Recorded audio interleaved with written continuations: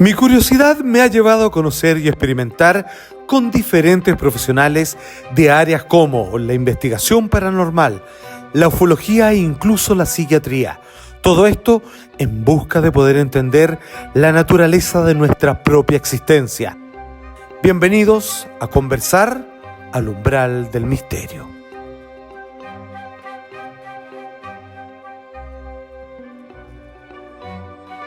Muchísimas gracias a todas las personas presentes, por supuesto a quienes se vienen uniendo a este programa a través de nuestra plataforma de Multiverso Media, por supuesto a nuestros queridos amigos de Juega en Línea, que han creído y que han apoyado este proyecto desde sus inicios. Y debo también informarle para aquellas personas que no saben que este programa que estamos grabando, ya presentaré a mi próximo ilustre invitado, es este día lunes, un día lunes que en medio de los conflictos entre Irán e Israel ha tenido muchas volteretas. De hecho, a esta altura no sabemos bien cuál de las últimas noticias, si bien oficiales, es la verdadera. Y por eso tenemos a nuestro querido amigo experto, Alberto Rojas, querido amigo de tantos años.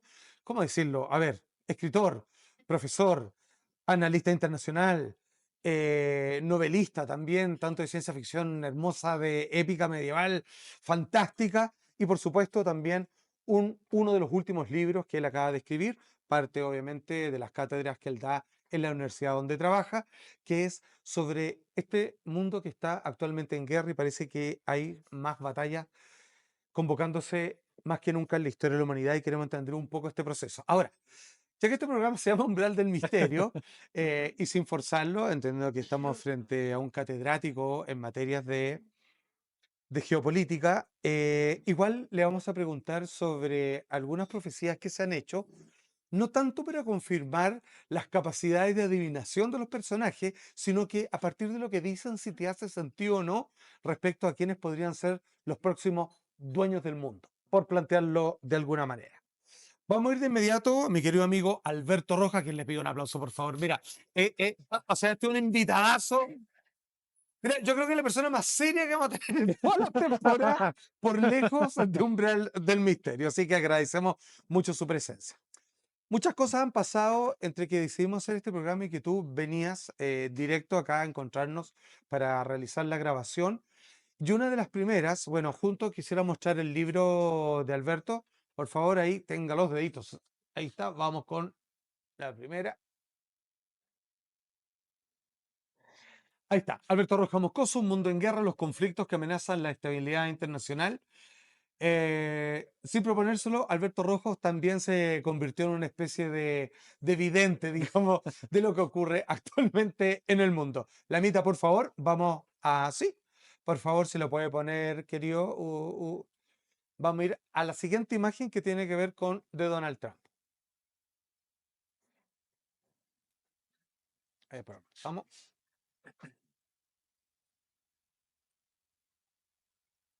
Ok, cuando venías para acá, maestro, apareció en la cuenta oficial de X de Donald Trump lo siguiente: felicitaciones a todos. Israel e Irán han acordado plenamente que un alto el fuego total y completo entrará en vigor en aproximadamente 6 horas. Una vez que ambas partes hayan completado sus misiones finales, el alto el fuego durará 12 horas, tras las cuales se va a declarar oficialmente el fin de la guerra. Irán iniciará el alto el fuego, seguido por Israel, se lo están imponiendo, parece, a las 12 horas, poniendo fin formalmente a lo que se conocerá como la guerra de los 12 días. Y ahí agradece a los tres dioses distintos, algunos dicen que son el mismo, otros que son diferentes. Sí. Dios bendiga a Irán, Dios bendiga a Oriente Medio, que Dios bendiga a Estados Unidos de América y Dios bendiga al mundo. Sin embargo, aquí estoy leyendo en otra fuente oficial, en respuesta a esto, ¿qué dice? Esto en Fars News informa que la noticia de que Irán acordó un alto al fuego es falsa y que Irán mostrará este hecho sobre terreno, eso entre comillas, en las próximas horas. O sea, van a seguir bombardeando. Maestro, ahora sí, muchas gracias. ¿Cuál crees tú que es la real situación de esto? Porque si bien oficialmente Donald Trump dijo, llega a un acuerdo, alto al fuego, estamos hablando del mismo hombre que dijo, vamos a ver qué va a hacer Estados Unidos y nos vamos a dar un plazo de 2 semanas para, ¡pum! Y en 24 horas estaba bombardeando. Digamos, esa fue su estrategia, ¿no? Decir una cosa y hacer otra. ¿Cuál Bueno, crees tú que es la realidad de esta situación? bueno, primero que todo, Salfa, agradecerte la invitación y a todo el equipo de El Umbral del Misterio.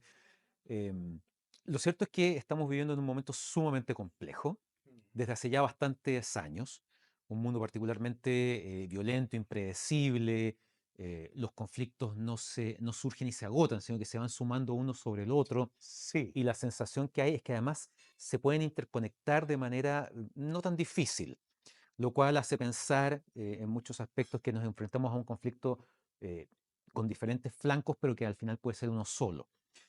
Tratando de responder tu pregunta, que no es fácil de responder, yo sé. precisamente por lo que tú mencionabas. Eh, Cuando Israel comenzó a bombardear Irán, Trump en su cuenta plantea que esta es la última oportunidad que tiene Irán para retomar las negociaciones, que es la última advertencia. Después tuitea, o mejor dicho, postea otra cosa, diciendo que Estados Unidos sabe la ubicación exacta del líder supremo de Irán, Ali Khamenei, pero que de momento no están interesados en eliminarlo e incluso entre paréntesis pone matarlo. Y después vemos Ya, pero esta sucesión de anuncios, ese tipo de cosas. Eh, Trump en general lo que sube a sus redes es relativamente confiable porque evidentemente él no quiere quedar mm, en evidencia de que está diciendo algo que no se convierte en realidad. claro. Em, no cabe la menor duda que en estos 12 días de conflicto que han sacudido una vez más a Medio Oriente, que es una región volátil, impredecible, importante en términos energéticos, que arrastra además una guerra que comenzó en 2023, por lo tanto este es un frente nuevo, una guerra nueva, Mm, em, no cabe la menor duda que ha habido un conjunto de gestiones diplomáticas, muchas de ellas invisibles frente a los medios, invisibles frente a la opinión pública, pero que ese canal nunca se ha cortado. ok. Es difícil saber qué es lo que se ha hablado en esos canales para, teóricamente, pensar que efectivamente después de que Estados Unidos, primero Israel comienza a bombardear Irán, al poco rato Estados Unidos se suma, destruye o al menos daña gravemente las instalaciones nucleares de Irán. Exacto. Irán tiene que responder porque el costo político de quedarse con los brazos cruzados es enorme y por lo tanto tiene que tener una respuesta, pero es una respuesta tremendamente focalizada. O sea, lanza este ataque contra la principal base estadounidense en el Golfo Pérsico, que es la que está en Exacto. Qatar. Es una instalación que aloja a 10.000 personas. Es la base Exacto. más grande de Estados Unidos en Respondió de la todo Medio misma manera, Oriente. digamos. Claro, pero previamente le avisa al gobierno de Qatar que va a atacar. Ok, Y de esa manera, Qatar, Estados Unidos, de hecho Estados Unidos evacúa casi la totalidad de la gente que estaba en la base. ok.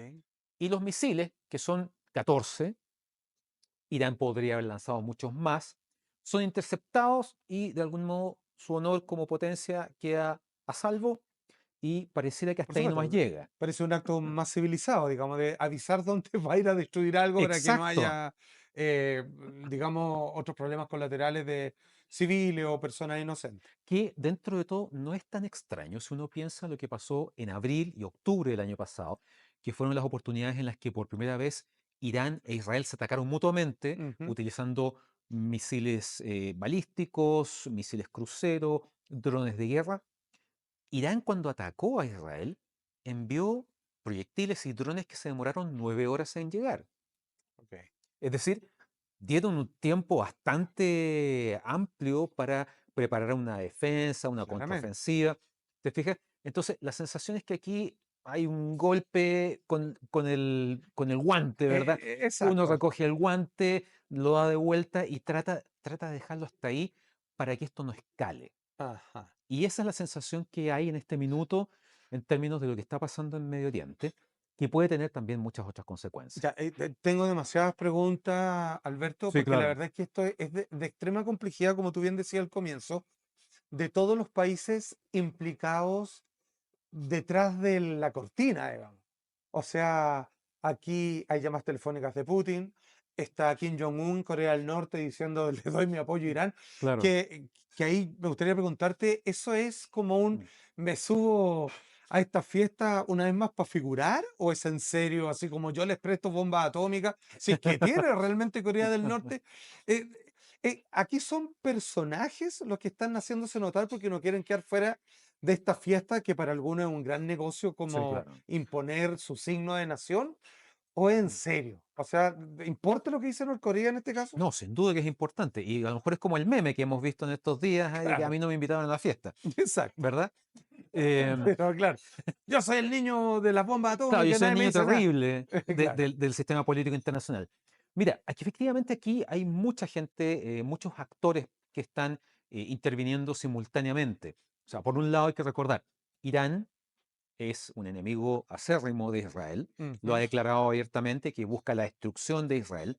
sí, Israel, desde que se confirmó el programa nuclear iraní, estamos hablando de comienzo de este siglo, 2002, ha visto en Irán una amenaza real, en términos de que pudiera avanzar en este programa nuclear hasta un punto en donde lograra construir un arma nuclear. Y siempre como referente está Norcorea.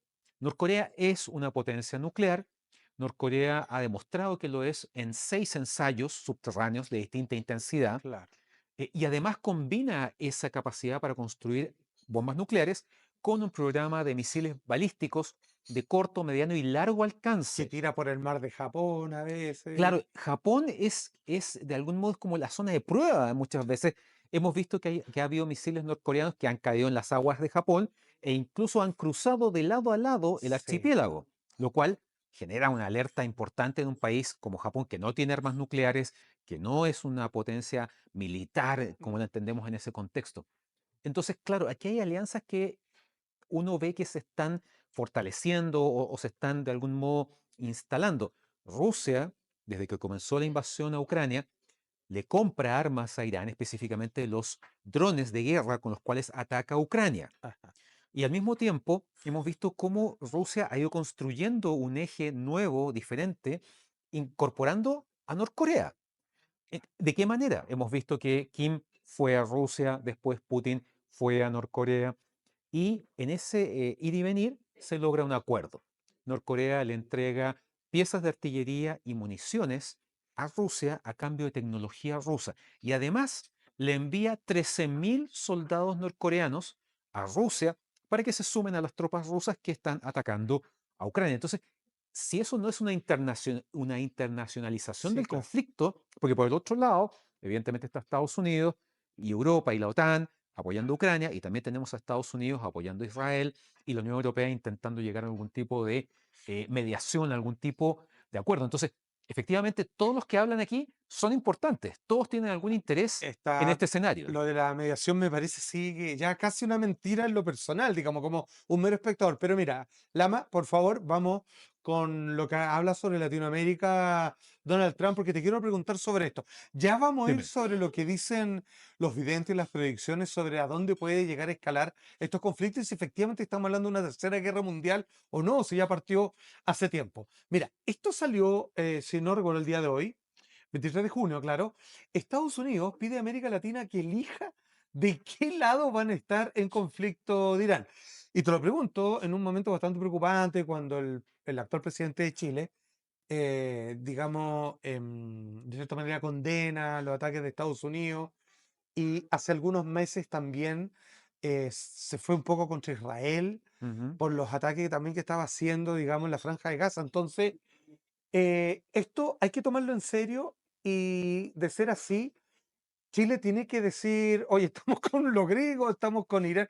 O sea, sería raro que estuviéramos con Irán, digamos. O sea, no es una cultura con la que nos sintamos acorde, creo yo, pero Se supone.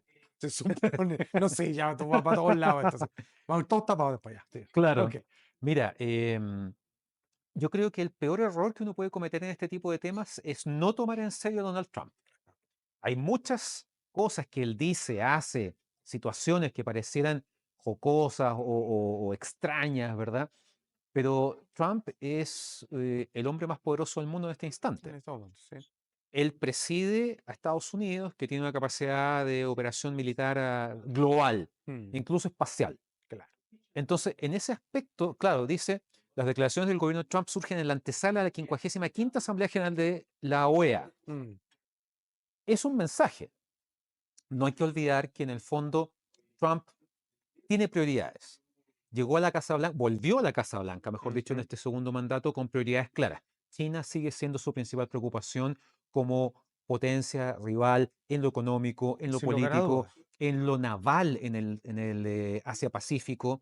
Entonces, en ese contexto hay prioridades. América Latina no es una prioridad, salvo México, ¿ok? Ok. Para Estados Unidos, México es un tema muy importante por el tema migratorio, que Ujú. ha ido bajando significativamente, Sí, o sea, con pero Trump. también le interesa mucho el tema del tráfico de fentanilo a través de la frontera mexicana Claro. hacia Estados Unidos, porque Estados Unidos, y por lo visto el gobierno de Trump lo entiende, esta droga está causando estragos Por en, supuesto, claro. distintas ciudades de Estados Unidos Como en la donde guerra del hay... opio que hubo en algún momento en No, Oriente, ¿no? te iba precisamente a hacer ese paralelo. Ajá. Lo que fueron las guerras del opio entre el Imperio Británico y China, que forzó a China a abrir sus fronteras para comercializar eso, que era mucho más conveniente que comercializar té, el té que venía de la India. Por cierto. Entonces, va en ese sentido. Y hemos visto innumerables videos en las plataformas digitales en donde se muestra a la gente que es adicta al fentanilo y son como los Sí. zombies de Last of Us. Quedan borrados, ¿Te fijas? sino Incluso tienen una ciudadanos posición menos. física, claro, ¿te fijas? Y eso también tiene un impacto en la salud pública. Entonces, en ese aspecto, ¿qué le interesa a Trump? A Trump, Trump tiene dos actores muy importantes para él en América Latina. Nayib Bukele en El Salvador y Javier Milei en Argentina. El Ajá. resto de América Latina y sobre todo Sudamérica como que no tiene mucha relevancia. ¿Qué es América Latina para Trump? Probablemente un escenario más dentro del cual mantiene una pugna con China. ¿En términos de qué? Claro. Influencia económica, préstamos. Hemos visto el año pasado la inauguración del megapuerto Mm, de Chancay, que está exacto. financiado en gran medida por China. Hemos visto la pelea en torno a, en su momento, la norma 5G. ¿Qué países se van a amarrar con la norma 5G china y cuáles con la norma estadounidense? Exactamente, ¿Te sí. fijas?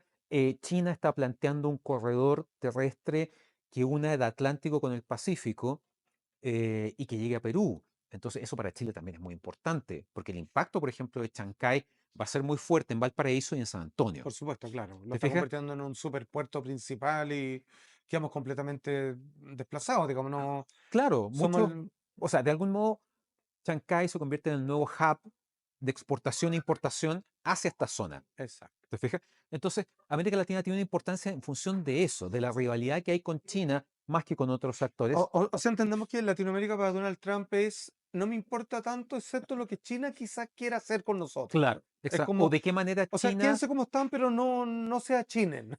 exactamente. Claro. O sea, Porque, no son bienvenidos en Estados Unidos, pero me preocupa más que no estén vinculados, digamos, a los negocios o a las relaciones bilaterales que pueden hacer con China, claro, porque ahí comienza a haber como una invasión sutil desde abajo. por supuesto, o sea, en algún momento China mantuvo una presencia muy fuerte en América Latina, sobre todo Sudamérica, a través de esto que se llamaba los institutos Confucio, que eran institutos que se instalaban en distintas ciudades, en diferentes países, para enseñar chino mandarín. Ah, ¿Ok? Eh, acá restaurantes chinos nomás. Es lo que más pero tenemos para la pandemia. Entonces. la segunda invasión ¿Ya? son los malls chinos. Ah, esa sí está. ¿Te fijas? Sí, claro. Y tú ves cómo han proliferado de manera significativa y, y eso también está dentro de lo que se entiende como el soft power de los países, el poder blando. Cuando uno piensa en el soft power de Estados Unidos, dice películas, series, tecnología, cómics. Cuando piensa en el soft power de Japón, anime, Por supuesto. manga, O Corea, robots, ni hablar, porque Corea, que se le puso encima a Japón con su K-pop, el digamos. K-pop Ok. y todas estas series, ¿verdad? Qué buena, soft power, sí, como, Soft es power, como un impulso de amor por tu país, weón, a través de una denominación cultural que logran imponer por como moda, supuesto. como la comida peruana o la música pop coreana, así como A una, otra escala, por ejemplo, Turquía tiene un soft power muy fuerte en una Sudamérica teleserie, con las teleseries turcas, además, sí, que han po. ido desplazando, Honor, o la sea, de lleva, ahí en adelante, sí, claro. todo lo que tú quieras, históricas, comedias, dramas, siempre con villanos muy Y villanos, qué interesante ¿te porque fijas? Turquía también, de cierta manera, está metido acá, ¿o no? Porque Turquía, aquí tú corrígeme, usted es el experto maestro, pero lo que yo recuerdo, Turquía tiene como una parte más occidental y otra así como que los iraníes le caen re bien, así como son súper fundamentalistas, ¿o no? Mira, Turquía es muy importante por diferentes motivos. En primer lugar, su ubicación geográfica. Mm, Turquía es literalmente la bisagra entre Europa y Medio Oriente, entre ah, Occidente y Oriente. Y de hecho hay una pequeña sí, pues, parte de Turquía, que está técnicamente en Europa. ¿Ok? Claro. ¿Ok? Entonces, en ese aspecto, la importancia de Turquía es enorme. Prueba de ello es que Turquía es parte de la OTAN, pero no es Ujú. parte de la Unión Europea. ¿Por qué no es parte de la Unión Europea? Porque si tú miras un mapa de Europa, ¿dónde termina Europa? ¿Dónde termina la Unión Europea? Rumania, Bulgaria, Ujú. esa parte, ¿verdad? Claro. Si tú sumaras a Turquía, automáticamente la Unión Europea tendría de vecinos a Irán, Irak y Siria. Por Y en ese supuesto. contexto te aseguro que nadie en Bruselas quiere tenerlos de vecinos. Absolutamente. Claro, es un poco lo que le molesta también a Putin si se mete a la OTAN Ucrania, por ejemplo, cuando empiezan a correr las fronteras de acuerdos. Es como una cosa así. Claro, y el tema de Ucrania, la verdad, qué bueno que lo mencionas, es importante no solamente por los actores involucrados, sino por la lógica que ha llevado finalmente a esta guerra. Uno de los argumentos, y lo ha dicho muchas veces Vladimir Putin, es la expansión de la OTAN hacia el este. Mm. Y eso es cierto. La OTAN desde 1999, cuando cumplió 50 años, y ahí por primera vez sumó países del este de Europa, Claro. República Checa, Hungría y Polonia. Las fronteras de la OTAN se empezaron a correr hacia el este, cada vez se acercaban más a Rusia. Pero Putin lo plantea como si hubiese sido una especie de invasión, cuando es todo lo contrario. Mm. Los países del este de Europa empezaron rápidamente, después de que se desintegró la Unión Soviética, a tratar de postular a la Unión Europea. La Unión Europea nace en 1993 y Ujú. a la OTAN. Mm. No solamente por las ventajas económicas y todo lo que puede traer aparejado la Unión Europea, sino porque en el fondo todos los países de Europa del Este tenían súper claro que en algún momento alguien en Moscú se iba a levantar con el pie izquierdo e iba a decidir recuperar todo ese territorio, que es lo que Absolutamente. muchos llaman el espacio postsoviético. Cuando se dice que Putin quiere reconstruir la Unión Soviética, no quiere reconstruir la Unión Soviética, quiere reconstruir la Rusia de los zares y volver a tener el control de ese territorio que considera que es parte de su esfera de influencia. ¿Te fijas? Entonces, es increíble cómo en este siglo XXI, en lo que llevamos del siglo XXI, muchas lógicas propias del comienzo del siglo XX o incluso de fines del siglo XIX parecen volver, parecen estar vigentes todavía. Pues, por cierto. De hecho, la guerra de Ucrania es una extraña mezcla. Tienes batallas y situaciones de trincheras propias de la Primera Guerra Sí, Mundial, sí, es la Gran Guerra, loquísimo. con drones Claro. y un tipo de Y equipamiento militar. ciberataque y Exactamente, ¿te drones. fijas? Y que es parte de la realidad del 2025. Ok. Mira, después te voy a preguntar, así como, porque me está dejando súper claro, digamos, cuál es la situación de mapa, o sea, cuál es la importancia, o sea, quién es el rey, la reina, el alfil, el caballo, de las piezas de los países involucrados en esta parada. Y después más rato te quiero preguntar por último sobre el paso de Hormuz, Sí. que es donde, si es que efectivamente, como lo dijeron, estaría bloqueado. ¿Qué va a O significar para el podrían, resto del mundo en podrían. términos de importe de petróleo? Claro. Porque escuché por ahí que alguien decía, es precisamente lo que Trump quiere. Todo esto quería para que él parara ese Hormuz y que el petróleo de Estados Unidos se vendiera a Europa, que generalmente depende del petróleo ruso iraní, ponte tú. Entonces, que era así como a río revuelto, ganancia pescadores, Estados Unidos, digamos, estaría ganando a partir de ese bloqueo, porque ahora él es el dueño del petróleo para Europa. Ya, espérame un poquito, Sí, porque claro. aquí es donde se viene la locura. Aquí no se me espante, maestro, pero le quiero preguntar sobre algunos, aquí están en este orden. Mm. Quiero hablar sobre unos videntes. ¿Sabes por qué? Sí, claro. Porque Yo quiero. no soy muy experto en videntes. No, no, no. Es más que, Intercambiamos información. querido profesor, jamás lo metería en un tema que lo conflictuara. Simplemente partamos con que son videntes de distintas calañas. Algunos son bien populares y mediáticos y otros son emblemáticos a través de la historia. Y me interesa tu opinión sobre lo que dicen, si tiene pie, si tiene terreno esto que ellos anunciaron de lo que puede ser el futuro. ¿Ok? Entonces tenemos primero acá a Baba Vanga, por lo que veo. Y dice lo siguiente, ella es una vidente, porque Rusia es de los Balcanes, ella, Sí. es de otro origen, pero claro, algunos lo vinculan a los rusos. Y dice lo siguiente, todo se derretirá. Algunos dicen que esto es el 2025, pero eso generalmente nunca es así. Ya. Todo se derretirá como el hielo. Solo quedará intacta la gloria de Rusia. Nadie podrá detener a Rusia. Todo será eliminado por ella del camino y no solo se mantendrá, sino que se convertirá en el amo del mundo. Hay que entender de que esta mujer, vamos a ver varios, pero ella es como de alto respeto, siempre tuvo una gran capacidad de acierto Ujú. y con claridad, no hablaba en clave mucho, sino que Ya. era, esto va a pasar con tal persona.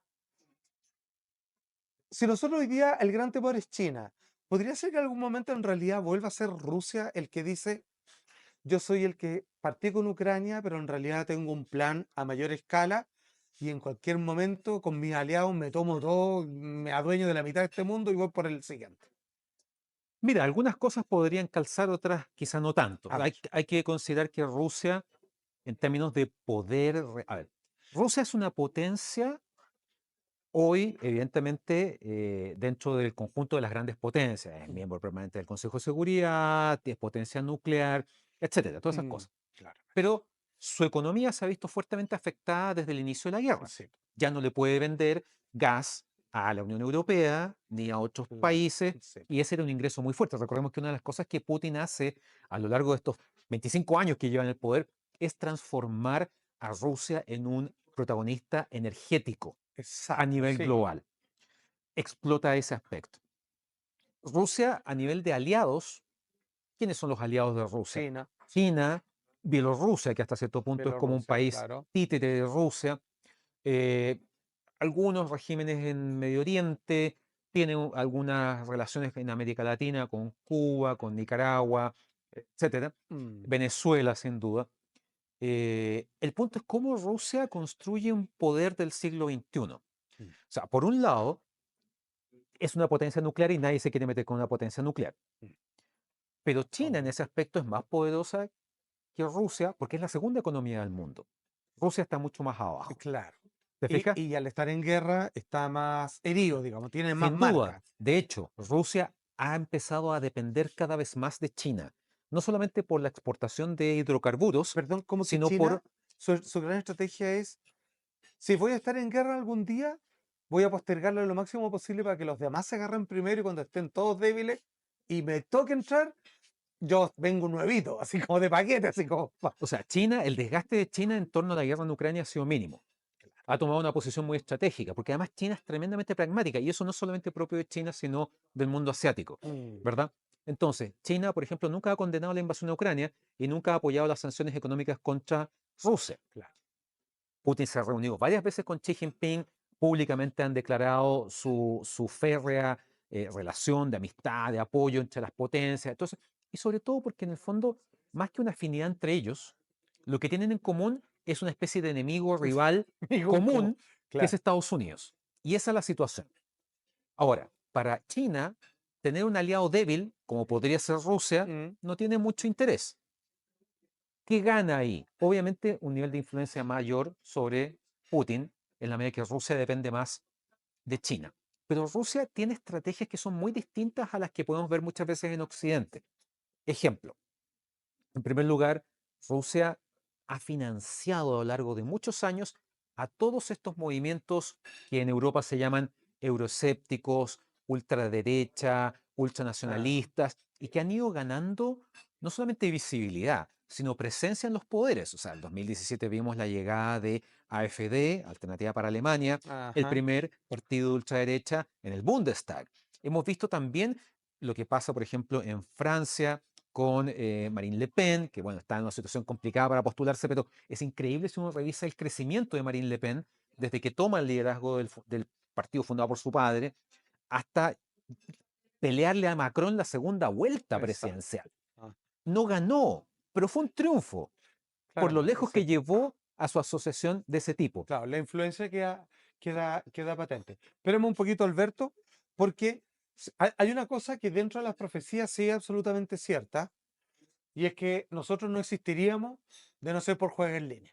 Así que mucha atención y desde Totalmente. ya, gracias, mis queridos amigos de la familia de Juega en Línea, porque todo esto pueden ganar. ¡Hey tú! ¡Sí, tú! Es mejor que te sientes porque te voy a dar una gran noticia. Porque te conocemos y sabemos lo que más te gusta, Juega en Línea trae para ti la innovadora plataforma de pronósticos deportivos y casino. Ven a disfrutar la mejor experiencia, más segura y más veloz. Y con muchas oportunidades de ganar. Lleva tu pasión a otro nivel de entretenimiento. ¿Qué esperas para ingresar a nuestra página y disfrutar de todo lo nuevo que traemos para ti? Juega en línea, el lugar más seguro para divertirse. Muchísimas gracias, mis queridos amigos de Juega en Línea. Y continuamos en esta conversación de por fin me está quedando claro. Porque ¿por qué no me tocó de profe? Bueno, en realidad, porque generalmente no se podía en la escuela. Weón. Siempre puro Villalobos yo nomás. Y no aprendía ninguna cuestión. No quiero pelarlo, pero era muy sesgado el hombre. Mira, quiero mostrarte otra que tiene que ver. Mira, déjame adelantarme. Vamos a ir a las de Moni, que es de Cuba. Vamos a ir adelante y quiero mostrarte lo siguiente. Porque ya me respondiste lo de Nostradamus y Parravicini. Vamos a la primera. Y mira lo que dice esta mujer. Atención, espérame un poquito. Porque, ¿por qué te la voy a mostrar así con todo lo pintoresca que se ve esta Sí, claro. mujer? Es porque ella dio fecha para la muerte del Papa. La Chotón lo dijo bastante antes. Y dijo, no, como en 11 días más. Y ponte tú, ¡pum! Y ahí está. Habló sobre la guerra de inicio también de Israel. Ya. Y mira la que se mandó ahora. Atención. Que viene la Tercera Guerra Mundial. Hoy es día 19, el día 21. Es una bomba catastrófica cerca de Irán, que eso va a orientar que Pakistán, de ahí saldrá el anticristo de Pakistán. Pues Pakistán está así, con los dedos así como en sus marcas listos fuera para hacer una guerra. Pero de Pakistán saldrá el anticristo. Que viene la tercera. Ok. Lo dice antes, ¿ah? Pero menciona el día 21, que es que ya, digamos, cuando viene este ataque un poquito más definitivo Claro. de parte de Estados Unidos, y lo dijo como 3-4 días antes, un poquito.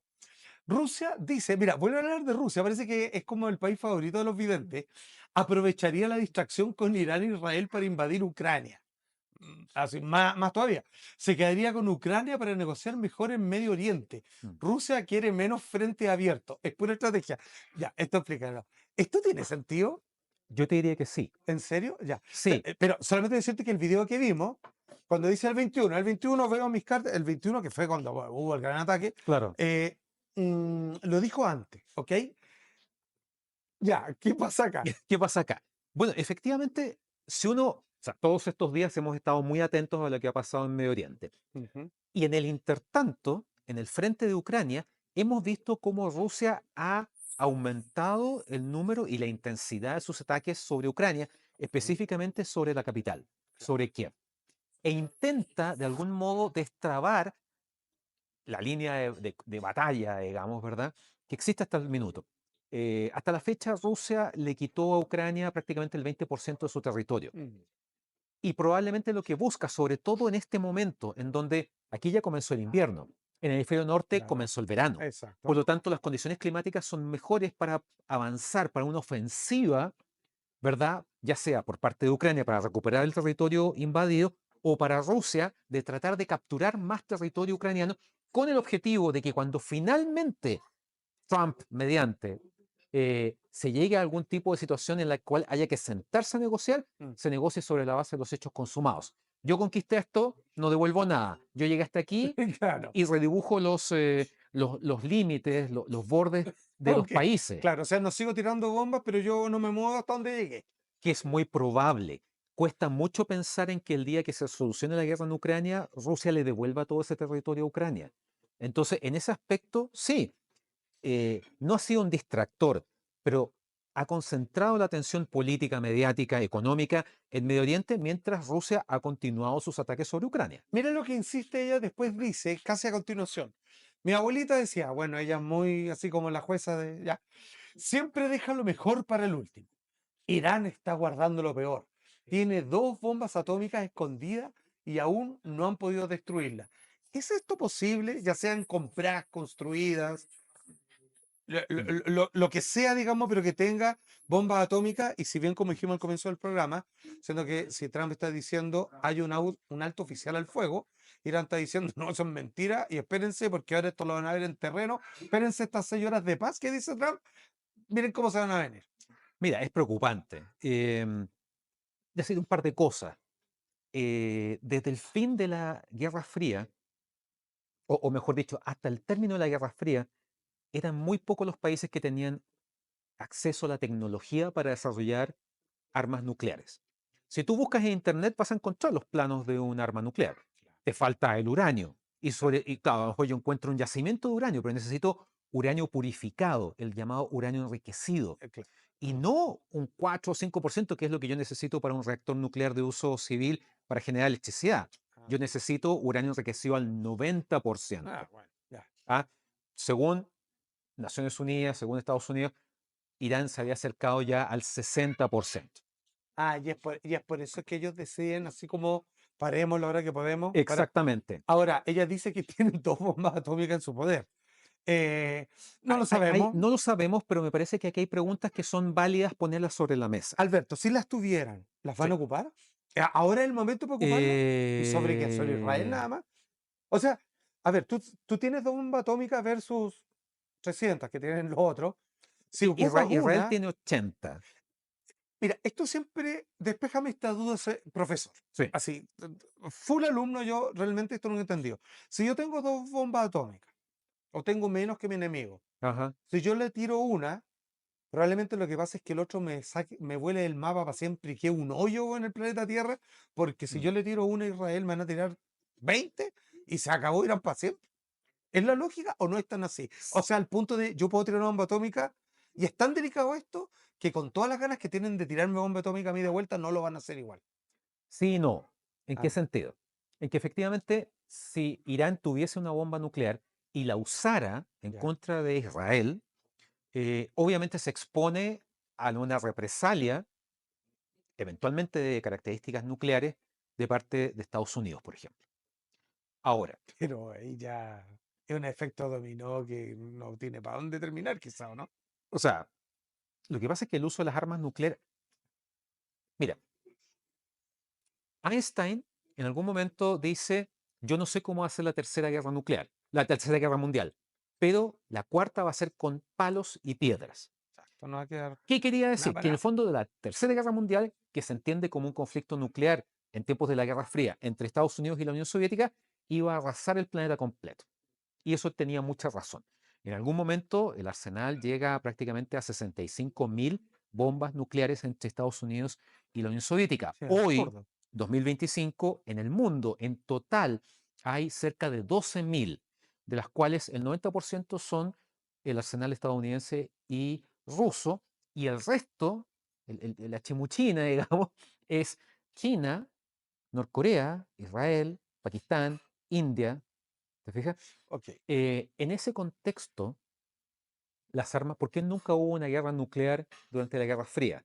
Mm. Ah, Tuvimos suerte, digamos, todos Sí, los pero dioses estuvieron de nuestro lado. ya, porque sí que estuvimos a punto, siendo Mu- que es lo que nadie quiere, porque aquí nadie gana, todos pierden, Todos pierden, estuvo a punto. sobre todo específicamente la crisis de los misiles el año 62. Pero también porque las armas nucleares, si yo tengo armas nucleares, digo, tengo armas nucleares. Nadie querría atacarme porque yo tengo armas nucleares y las puedo usar. Pero yo también puedo ejercer la disuasión. Yo tengo armas nucleares, ojo, así que no se metan conmigo. Y eso de algún modo fue lo que permitió mantener cierto equilibrio durante la Guerra Fría. Si alguien usa un arma nuclear, es muy probable que haya una respuesta equivalente. Pero, ¿qué es lo que ha hecho Norcorea? No ha lanzado ninguna bomba nuclear a nadie.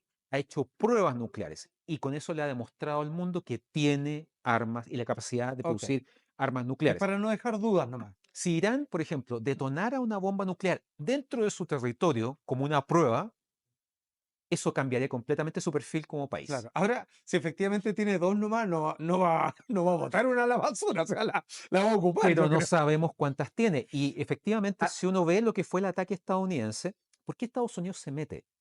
Después de que Israel ya había iniciado el ataque a las instalaciones nucleares de Irán. mm, Porque las bombas israelíes, o que tiene Israel, capaces de perforar hasta los búnkers más profundos, no claro. sirven. Solamente llegan a entre 7 y 10 metros de profundidad. Ok. Estados Unidos tiene la GBU-57, Ujú. capaz, estamos hablando de prácticamente 14.000 kilos, 2.500 kilos solamente de explosivos, y que es tan grande que solamente el bombardero B2 Spirit la Exacto. puede llevar. Y lo que hicieron estos bombarderos estratégicos fue llevar cada uno dos. ¿Qué particularidad tienen? Son capaces de perforar hasta 60 metros de concreto armado, 40 metros de roca sólida, y de ahí finalmente detonar en el refugio o en la instalación subterránea que se piensa atacar, ¿te fijas? Pero ¿cuál es el detalle? Irán desde hace más de 10 años efectivamente empezó a volver subterráneas toda su infraestructura nuclear. temiendo un ataque de Estados Unidos o Israel. Pero también Irán sabe, aquí es interesante, Irán sabe que Israel y Estados Unidos saben dónde están sus principales centros neurálgicos del sistema del programa nuclear iraní. Isfahan, Natanz, Fordo. ¿Y qué pasa si Irán tiene un refugio distinto, tiene una instalación nuclear desconocida, Y es probable, en ¿no? donde a lo mejor ya movió el uranio enriquecido, Que eso decían que estaban haciendo, ¿no? Que, claro, y a lo mejor el programa nuclear iraní puede estar desmantelado en términos técnicos, Claro. pero tal vez conserva lo más importante, el uranio enriquecido, y que podría seguirlo enriqueciendo.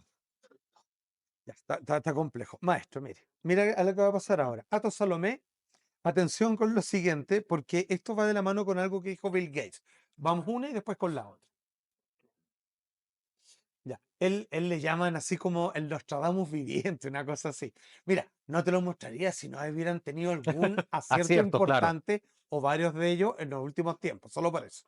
Dice, esta no es solo, refiriéndose a la guerra Irán-Israel, una guerra de hombres, sino de máquinas. Y en este aspecto, ¿qué viene a continuación? Y curiosamente, Bill Gates lo que dice es lo siguiente.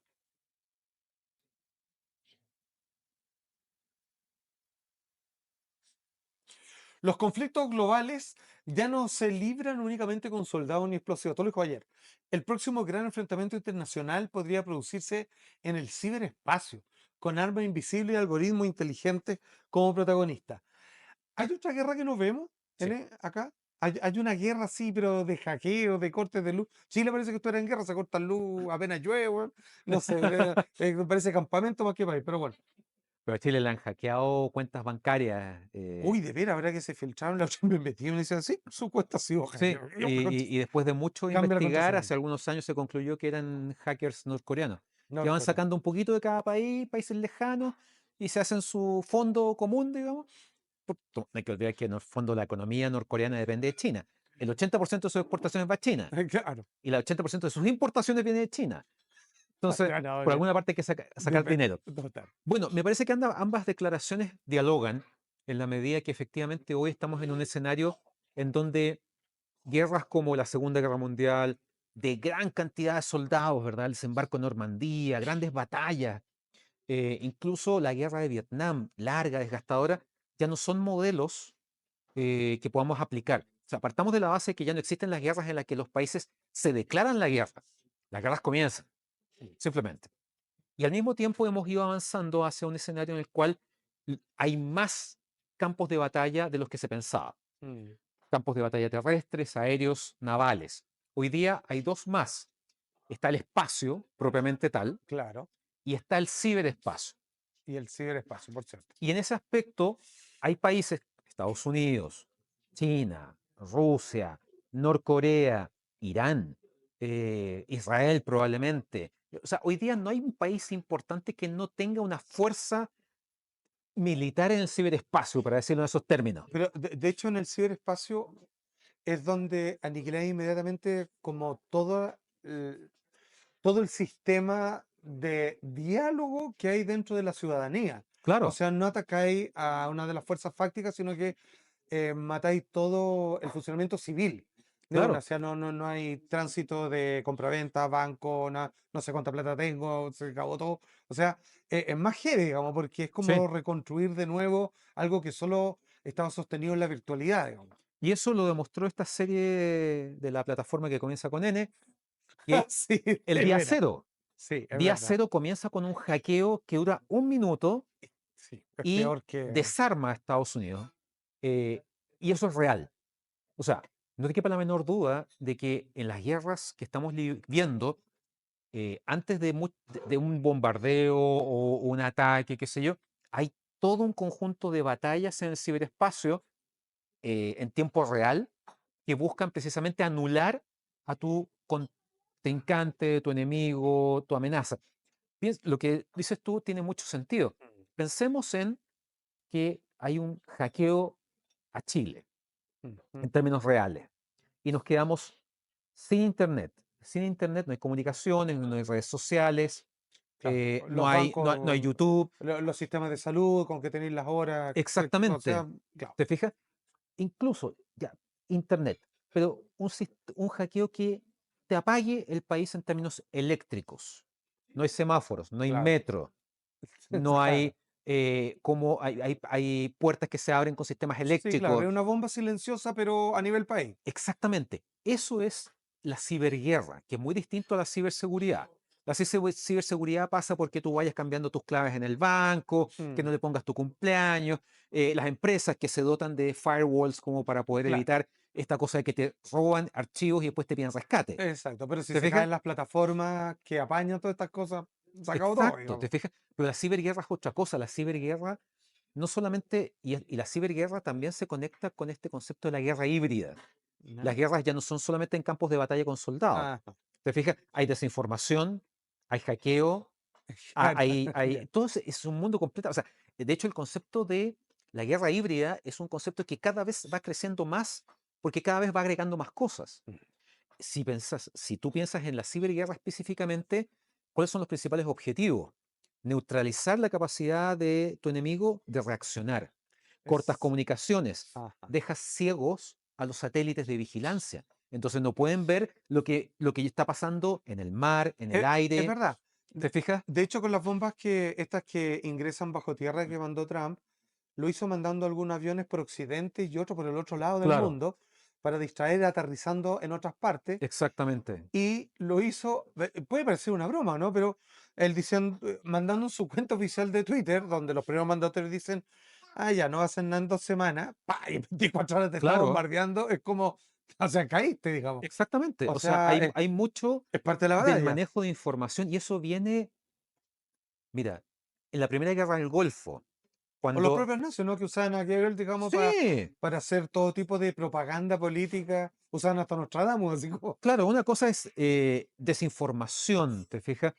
Otra cosa es construcción de contenidos falsos con objetivos reales. O sea, en ese sentido, estamos en un mundo en donde, además, con la irrupción de la inteligencia artificial, ya tú empiezas a dudar de todo. sí, O sea, claro, yo recuerdo una película hace muchos años que se llama Walk the Dog, sí, Robert De Niro, Dustin ajá, Hoffman, exacto, en donde Estados Unidos inventa una guerra sí. con un escenario, con un estudio, qué sé yo, y que además se desarrollaba en los Balcanes. Y ellos siempre dicen, nosotros no estamos en guerra, no hemos invadido a nadie, Pero lo estamos viendo, así que pero lo estamos no lo viendo. puede negar. Entonces, hoy día lo estamos viendo. Antes, no sé, nuestros abuelos, salió en la televisión, lo vi en la tele, después lo vi en las Bueno, redes la sociales. importancia de la guerra del Golfo Pérsico, que es una guerra televisada en vivo, es como un reality. O sea, cambió Absolutamente. absolutamente la perspectiva de la guerra. Y en donde además Saddam Hussein veía CNN. Claro, Y entonces Estados decía, Unidos vamos sabía, ganando, vamos perdiendo, claro, no entiendo sabía que nada. veía CNN, entonces lo Ok, que se decía era un elemento importante. ¿Te fijas? absolutamente, Hoy tiene, día se ve a la distancia como algo muy precario comparado con lo que estamos viviendo hoy día. ok. Llegamos al core de este asunto, querido amigo, que tiene que ver con lo siguiente. Nostradamus. No, Nostradamus, hasta no lo saltamos porque usted lo contestó, pero parejito, maestro. Ahora, Así es que, llamativo, solamente un pequeño paréntesis, ajá, cómo el año 1999, con la guerra de Kosovo sí, y el fin de siglo y todo eso, Nostradamus tuvo un tremendo revival. Uno lo exacto. veía en las noticias de todos los días y después con la caída de las Torres Gemelas. Y con la caída de las A Torres mí me Gemelas, llama la ¿verdad? atención cómo, yo no sé cuántas cosas dijo Nostradamus o cuántas veces se puede reinterpretar lo que dijo Nostradamus, Claro, y van actualizando el pero dato como que siempre con el sirve, como que conflicto. dijo de todo. Sí, y siempre calza, sí, ese es el problema. Por eso generalmente hay que citar a los que hablan menos en clave. Claro. Ya, aquí no hay clave ninguna, querido amigo. Atención con esta noticia, pues nos vamos al plan en línea. Mira, Patagonia con objetivo geopolítico, Patagonia argentina y chilena. Claro. La imagen que dejó Netanyahu en reunión con Milei, la foto de Netanyahu, dice ahí, analizando un mapa de la Patagonia, ni más ni menos, frente a Milei, revió temores sobre el famoso Plan Andinia, que viene uno de los grandes cabezas sionistas, ¿cierto? De hace décadas. Teoría de ocupación sionista, ahí mismo dice, Milei firmó acuerdos militares y migratorios, esto es real, con Israel. Dice, si llegan a tener problemas, tenemos como una visa waiver así, pero mejor, 2.0, entre Israel y Argentina, vénganse para acá cuando quieran, se pedir permiso, nosotros para allá también. criticados por comprometer la soberanía argentina. Organismos denuncian control extranjero de recursos estratégicos en el sur. Vamos a la siguiente fotografía y ahí tenemos la foto solita, donde ahí se ve el mapa. Algunos le han hecho un acercamiento y no agarra solo la Patagonia Argentina, estamos metidos nosotros también, por lo menos aparece en la foto, digamos, más allá que seamos vecinos o no. Y aquí te tengo que hacer dos preguntas al tiro. ¿Estamos en una tercera guerra mundial o lo más parecido a ella? ¿Y es posible que escalemos a ella? Y el plan Andinia, supuestamente, en donde el gran refugio de todos estos pueblos sería generar una especie de franja de Gaza acá en el sur, tanto de Argentina como de Chile, tomándose estos territorios y luego, digamos, anda a sacarlos, pues, bueno, Mm. y trayendo el conflicto. O sea, esto sería lo único que les podrían ganar a los araucanos, weón, pero con todo lo que no pasó antes. Pero entonces, Tercera Guerra Mundial y la factibilidad del plan Andinia. ¿Es solo un mito, no? Porque para mí, después que muestran eso, deja de ser un mito para mí. Parto por tu primera pregunta. Em, Como lo mencionaba hace un momento, la Tercera Guerra Mundial siempre se interpretó como una guerra nuclear. Claro, sí, eso es lo que Ahora, está en el inconsciente colectivo. totalmente. ¿Qué pasa si ya entrado el siglo XXI, el concepto de una Tercera Guerra Mundial cambia? Hemos seguido amarrados a esa idea de que la Tercera Guerra Mundial es una guerra nuclear, Con bomba atómica. con bombas nucleares, aniquilación global, Terminator. Terminator, Ok, exactamente, Skynet, ya. Skynet y todo eso, y el T-1000 y todo eso. Sí, ok. Em, pero ¿qué pasa si no? ¿Qué pasa si ese concepto ha evolucionado, se ha ido distanciando del factor nuclear Ajá, y hoy una tercera guerra es más bien convencional, ok. pero con un alcance global? Un poco lo que hablábamos, esto de que Rusia suma a los iraníes y a los norcoreanos para pelear contra Ucrania. Sí, ¿Te fijas? exacto. Estados Unidos y Europa lo suyo. Vemos este choque que hubo hace algunos meses muy grave entre India y Pakistán, que no solamente son países limítrofes que se odian, sino que Exacto. además son potencias nucleares desde el año, o sea, objetivamente desde el año 98, cuando Claro. hicieron cada uno una serie de ensayos. Y con China también, que de vez en cuando se echan la foca para ahí. Y China, que tiene la mirada puesta en Taiwán, Además. y que en el fondo China no quiere apropiarse de una isla reducida a cenizas. Quiere 25 millones de personas que tienen un estándar occidental Sí. y con un nivel de tecnología más alto que el de China. O sea, Ujú, TSMC, que es el principal empresa productora de semiconductores y chips de China, exacto. genera el 60% de los chips que usamos a nivel mundial. Todo. Entonces, la importancia de Taiwán ya no es solamente estratégica o histórica, también es tecnológica. Entonces, lo que estamos viendo son múltiples conflictos, muchos de ellos superpuestos, simultáneos, y que cada vez están más Mm, interconectados. pero parece que la guerra terminó por convertir a los países, a las grandes potencias, en corporaciones, ¿no? O sea, son guerras de negocio. Son como guerras de supremacía de productos. O sea, que Sí, consume lo que yo fabrico. es que, Y con eso gano. es que piensa tú, o sea, eh, tú te tienes que acordar, en los años 80, Mm, Hollywood genera una enorme cantidad de películas en las cuales la gran amenaza económica y tecnológica de Estados Unidos es Japón. Duro de matar, la torre Nakatomi. sí, sí, sí. Sol naciente, basada en la novela de Crichton, ¿verdad? De Con claro, Wesley Michael Snipes Crichton, y Sean ajá. Connery. Y como que todo tiene que ver, o sea, incluso la película de Keanu Reeves, ¿verdad? La del mensajero, Johnny Mnemonic, Ah, sí, absolutamente, claro, la que de, claro, carga como Neuromante de exactamente, William Gibson, claro. exactamente, pone a Japón como eso. De hecho, perdón, en ese tiempo todos los chistes de Hollywood eran como, ya, pero el auto es desde Los Sopranos, todo, de Claro, japonés o es gringo, es como, exacto, y esa cámara de foto saca fotos o algo más porque es japonesa. exactamente. Ajá. Entonces, y es increíble cómo esa especie de realidad desapareció y hoy día el gran tema es China. ¿Te fijas? Pero ¿por qué lo menciono? Porque ahí lo que tú mencionabas, el rescate de la tecnología, ¿qué tecnología estoy usando? qué consumo de medios estoy usando, qué plataformas, cómo me informo.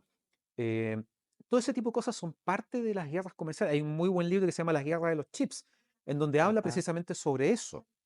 Entonces, Mm. claro, yo a lo mejor no necesito destruirte ni bombardearte. Basta invadir tu economía y volverla dependiente de la mía para tomar el control. Que un poco lo que hace Trump cuando empieza a hacer aranceles distintos y empieza a echar empresas productoras de otros países que uno dice, está loco, pero también es como, no hay otra, digamos. Claro, Trump tiene una posición muy nacionalista, muy parecida a los planteamientos del presidente William McKinley a Mm, fines del siglo XIX, comienzos del siglo claro, XX, ¿verdad? McKinley es el presidente de la guerra entre Estados Unidos y España, que le permite después poner dentro de su esfera de influencia a Cuba, Puerto Rico, Guam, Filipinas, todo eso. Y el tema de los aranceles está presente en McKinley. Entonces, su lógica de una política exterior mercantilista, en donde si tú quieres algo, me tienes que dar algo, existe. Y eso se aplica al ámbito de la economía, los aranceles. claro. La economía está globalizada, por lo tanto, cualquier apretón tiene consecuencias. Ujú. El tema de la tecnología. Hace algunos años se hablaba del divorcio, O TikTok incluso, así como sácame esta plataforma de los sácame, chinos de acá, o llegamos a un acuerdo y te la dejo. pero no pasó nada con eso finalmente, ¿no? Pero fue un elemento de presión muy fuerte. Recordemos Ok, que una de las estrategias favoritas de Trump es lo que él llama máxima presión, ok. ejercer máxima presión. Entonces, ¿qué hace? Te aprieta o dice algo muy descabellado para lograr algo Una menor. reacción, ¿Te fijas? Entonces, cualquier cosa que haya entre aquí y esa afirmación es ganancia. O sea, cuando él dice, ok. nos vamos a apropiar de Groenlandia, a lo mejor no se va a apropiar de Groenlandia, pero va a lograr cosas. ¿Te fijas? Entonces, en ese aspecto, sí, las guerras no solamente se libran en los campos de batalla, se libran en las economías, en las bolsas, en el intercambio tecnológico. Lo que te iba a decir, hace algunos años se hablaba de que, y bueno, eso es una realidad, China está avanzando cada vez más hacia una independencia tecnológica, Mm, dejando, entonces tiene su propio Facebook, tiene su propia red de internet, tiene su propio claro, redes sociales, ¿te fijas? Y en algún momento, claro, tú en tu celular vas a poder cargar aplicaciones de un tipo u otro. claro. O sea, Em, ya está haciendo una guerra con las inteligencias artificiales caseras, las exacto, que ocupa uno para claro, hacer fotos del estudio Ghibli, así como para decir, ¿no? Así claro. como, pero mete más y gratis, más gratis, así como los otros que te cobran. Es que cuando todo es gratis es porque el producto eres tú, Exacto. técnicamente, Sí, ok. o tu mente, o tus datos, o Eso. tu voluntad incluso. Entonces, en ese aspecto sí, a lo mejor no nos vamos. Lo que pasa es que necesitamos viajar un poco hacia el futuro para que los historiadores del futuro miraran atrás y dijeran, en esta época se vivió la Tercera Guerra Mundial con estas características Y y fue una guerra fue, larga, ¿te claro. fijas? Y en donde los actores fueron entrando y saliendo, fueron cambiando el peso que tenían en medio de este ajedrez de la geopolítica global. A lo mejor estamos ahí y no nos hemos dado cuenta porque estamos dentro, ¿te fijas? Eso respecto a lo que tú me Perfecto. mencionabas. Eso es la guerra mundial y yo creo que tienes razón. La otra está difícil que se dé porque nadie gana, digamos. Es que ese es el punto, Por nadie mucho que gana. haya ideologías fanáticas de carácter religioso, no necesariamente política, sino como un fanatismo religioso, de que ahí ya se nubla un poco la toma de decisiones, puede ser media peligrosa. Claro que sí. En el caso del plan Andinia, ¿es real? O sea, ¿existe ya? ¿Está corriendo esto? ¿Es un imposible? ¿Ningún país lo va a permitir? ¿O vamos a tener gobernantes que sí van a negociar por nosotros y nos van a... O sea, si nos vendieron la autopista y cuánta cosa los extranjeros. O sea, vender territorio sureño, a algunos parece importarle poco por la falta de densidad demográfica que hay ahí, es como ni Claro. se va a notar. Mira, muchas veces esto se vincula a la figura de Theodor Herzl, Exacto. que a fines del siglo XIX es el gran impulsor del movimiento sionista, Ujú. que básicamente el sionismo busca una... Una tierra prometida, digamos. Básicamente porque en el fondo el pueblo judío hasta ese momento es una nación sin Estado. Mm, No hay un territorio donde instalarse. Estaba sufriendo discriminación y persecución en Europa incluso antes de la llegada del nazismo exacto. a Alemania. Y ahí se plantean, en primer lugar, evidentemente volver a la tierra prometida, que es donde está hoy día Israel, porque ahí están las raíces culturales, históricas, Claro, etcétera. ¿Te fijas? claro, insisten con ir al mapa antiguo. al mapa, claro, Pero la exacto. mejor idea era un lugar donde geológicamente, geográficamente, es más seguro, es más apartado y recursos no le faltan. Mira, cuando se planteó esa idea, había otras opciones. En algún momento se habló de Uganda, En o lo que serio. hoy es Uganda, ¿te fijas? O en su momento era Uganda, perdón. Eh, y también se habló de América. No se habló ni de América Latina, ni de Sudamérica, ni de Centroamérica. Se habló solo de América, Ya. como un espacio en donde poder comprar tierras para ir creando de algún modo una comunidad. Nunca se habló de transformar eso en un país, ¿te fijas? Ahora, ¿cuál es el punto? Que eso ha sido fuertemente tergiversado en el Ya. tiempo, transformándolo en una teoría conspirativa, que ¿No es es, real? me parece que no hay pruebas que efectivamente demuestren. O sea, ¿Podría mi ley hacerlo real?